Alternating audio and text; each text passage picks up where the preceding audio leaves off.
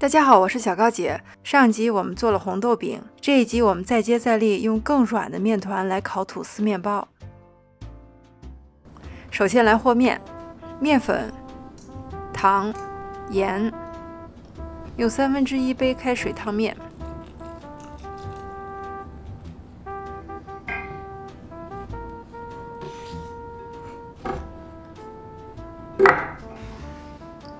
2/3杯牛奶。 用微波炉加热30秒，然后把酵母化开。这个配方跟前面的红豆饼的配方是基本一样的，唯独我增加了40克的液体，就是想给大家看一看这个面团到底可以湿到什么程度。打入2个鸡蛋，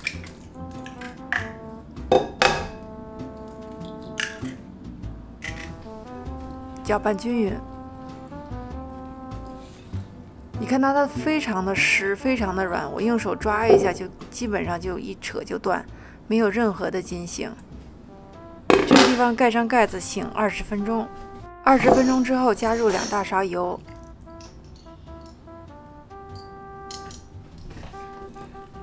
这个时候你看到面团的性质改变了，我用手朝外扯可以扯得很长，而且也扯不断了。在刚才的20分钟里，这个面粉发生了神奇的变化。 面筋形成了，这个盆子底有油，不是很粘。我现在甚至还可以摔打它。过一会儿，这个油脂被面团都吸收了，又会变得很粘，就摔不动了。我们继续这么抓着揉面。我看着表，我操作了5分钟的时间，然后盖上盖子醒面。这2天比较热，我大概醒了1个小时。 1个小时之后，你看到这个面筋的状态已经非常不错了。接下来我们排气，给面粉的上面和手上都撒满足够的面铺。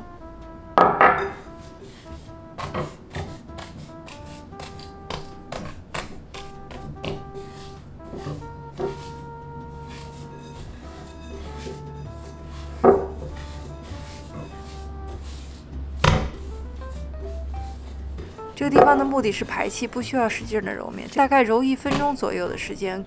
你看到这个面团跟你发酵之前的那个面团大小差不多了就可以了。分成3等分。到这一步为止呢，你尽量不要在案板上操作，因为它会非常的粘案板。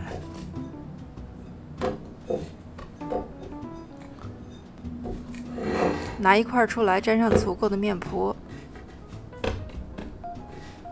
然后给它拉出一个光面儿，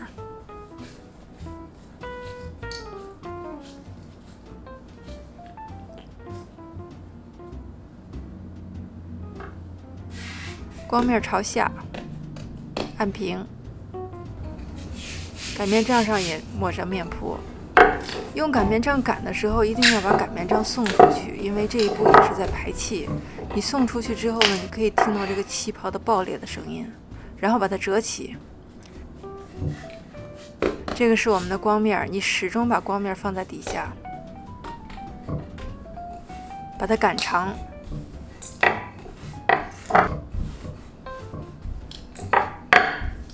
把一边打薄，然后从一头卷起。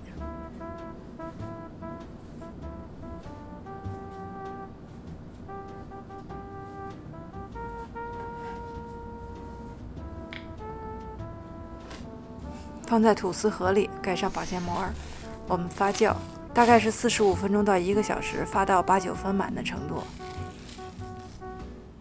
然后刷上蛋液，这个蛋液一定要很薄。